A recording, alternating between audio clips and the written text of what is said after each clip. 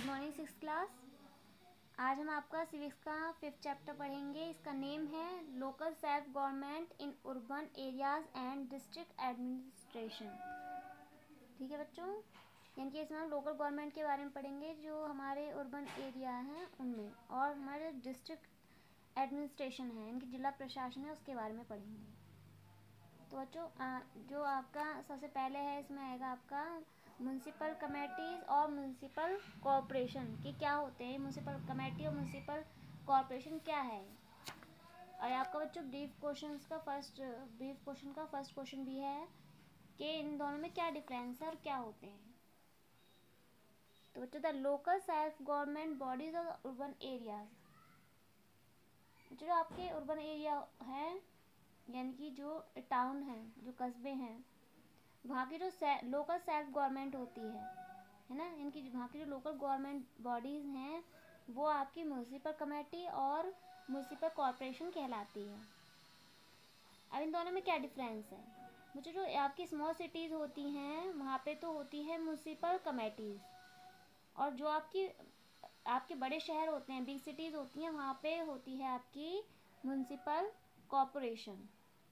ठीक है बच्चों, जैसे यहाँ पे दिया हुआ in small cities there are municipal committees while in big cities, यानी जबकि बड़े शहरों में जैसे कि दिल्ली, मुंबई, कोलकाता, चेन्नई, हैदराबाद, बेंगलोर, ये बच्चों बड़े बड़े शहर हैं। यहाँ की जो लोकल सेल्फ गवर्नमेंट होती है उसको म्यूनसिपल कॉरपोरेशन कहते हैं।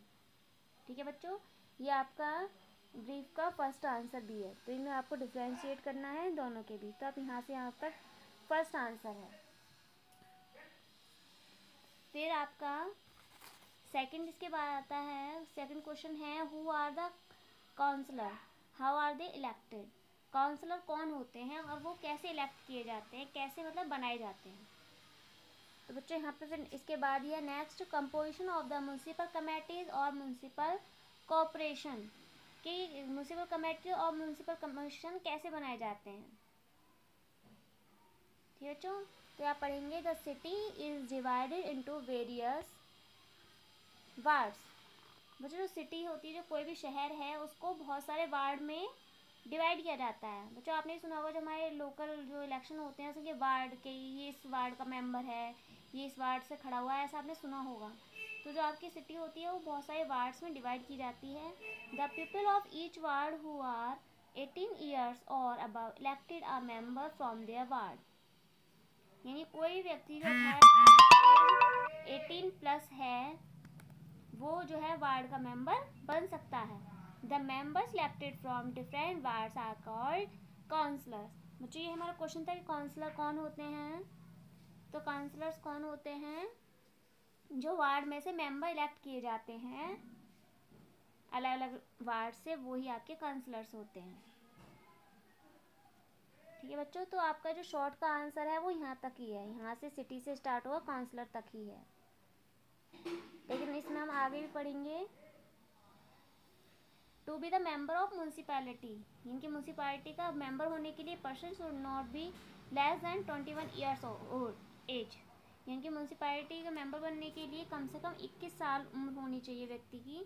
The chairman of the municipality is also directly elected by the people of the whole city. जो म्यूनसिपैलिटी का चेयरमैन होता है वो पूरे शहर का एक होता है। However, the vice chairman is elected by the councillor, और जो वाइस चेयरमैन होता है वो काउंसलर में से बनाया जाता है। The chairman of the municipal corporation का द मेयर, जो म्यूनसिपल कॉरपोरेशन का चेयरमैन होता है उसको मेयर कहा जाता है। तो बच्चों जो आपका यहाँ से यहाँ तक जो है पूरा वो आपका लॉन्ग का फर्स्ट आंसर है। तो जो मैं आपको साथ से एक्सप्लेन भी करती चलूँगी और आपको क्वेश्चन आंसर भी बता दूँगी। तो इसके बाद है आपका फंक्शन ऑफ म्यूनसिपैलिटी। म्यूनसिपैलिटी के क्या क्या फंक्शन हैं। तो बच्चों म्यूनसिपैलिटी के क्या क्या फंक्शन हैं। Maintaining and arranging the sanitisation of the city by disposing of the garbage, cleaning the drains and maintaining proper sewage system, यानी कि इसका क्या है कि शहर की साफ सफाई करना इसका म्यूनसिपैलिटी का काम है।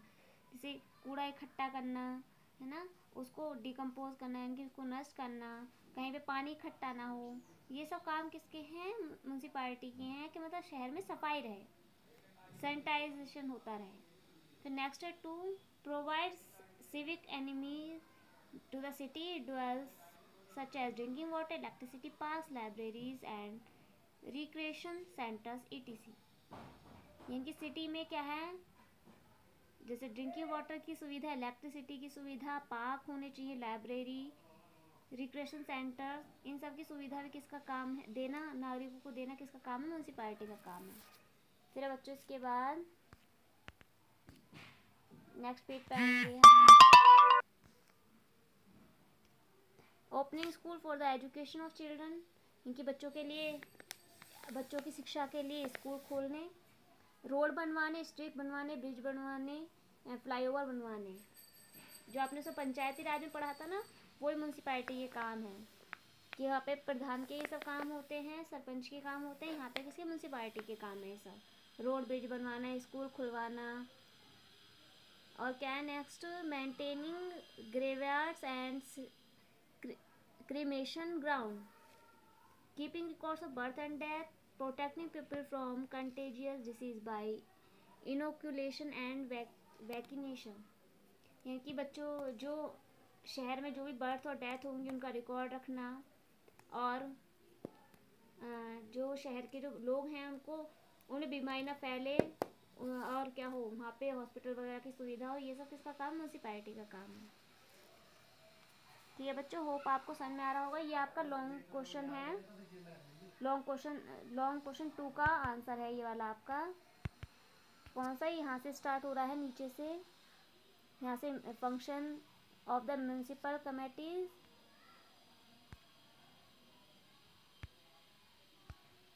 और ये यहाँ तक ख़त्म होगा। ठीक है, तो इसके बाद आपका आता है शॉर्ट का आंसर 1, ब्रीफ क्वेश्चन का आंसर 3, सॉरी, या फिर 2 तो हो चुके हैं, 3, सोर्सेज ऑफ इनकम। अब इनके जो है म्यूनसिपालिटी हैं, उनके फंक्शन, वो इनकम सोर्सेज कौन कौन से हैं, तो इसके कौन कौन से हैं? टैक्सेस ऑन हाउस, कॉमर्शियल, इसे बच्चों आपको 5 पूछे हैं, है ना। क्वेश्चन 3 जो है उसमें 5 पॉइंट्स बताने हैं आपको इनकम, सोर्स ऑफ इनकम के, तो आपको 5 पॉइंट लिखने हैं।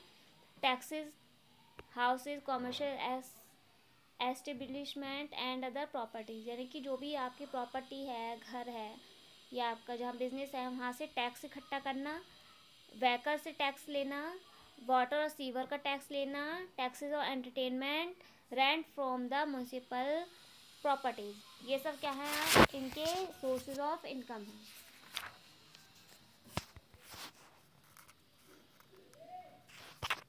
फिर इसके बाद आप नेक्स्ट पेज पे जाएंगे। इसके बाद है आपका डिस्ट्रिक्ट एडमिनिस्ट्रेशन। ठीक है, हम पढ़ेंगे डिस्ट्रिक्ट एडमिनिस्ट्रेशन के बारे में बच्चों, बहुत इंपॉर्टेंट है ये भी। होता क्या है डिस्ट्रिक्ट एडमिनिस्ट्रेशन? यानी कि जिला प्रशासन।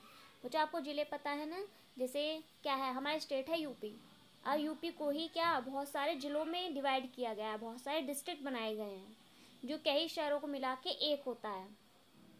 ठीक है, लगभग यूपी में सबसे ज़्यादा जो है डिस्ट्रिक्ट हैं, कम 72 के लगभग हैं।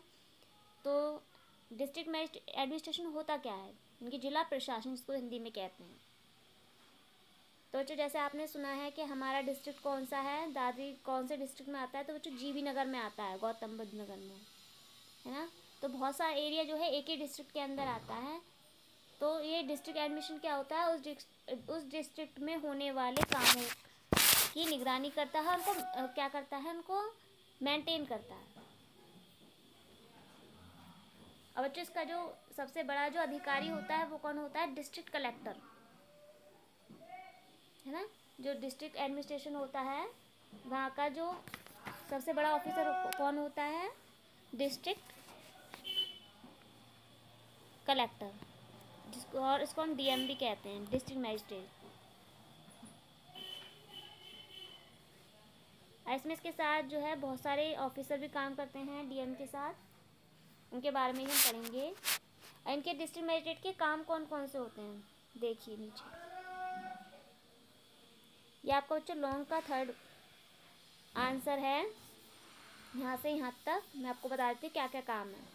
जो डिस्ट्रिक्ट में क्या है, लॉ और ऑर्डर को बनाए रखना है, इनकी नियम कानून बने हैं डिस्ट्रिक्ट के अंदर, ये डिस्ट्रिक्ट मजिस्ट्रेट का काम है। जो इनकी सबसे बड़ा अधिकारी है जिले का, डिस्ट्रिक्ट मजिस्ट्रेट इनकी डीएम, ये उसका काम है कि जिले के अंदर जो है लॉ एंड ऑर्डर मेंटेन रहें, कोई भी आदमी जो है लॉ और ऑर्डर ना तोड़े।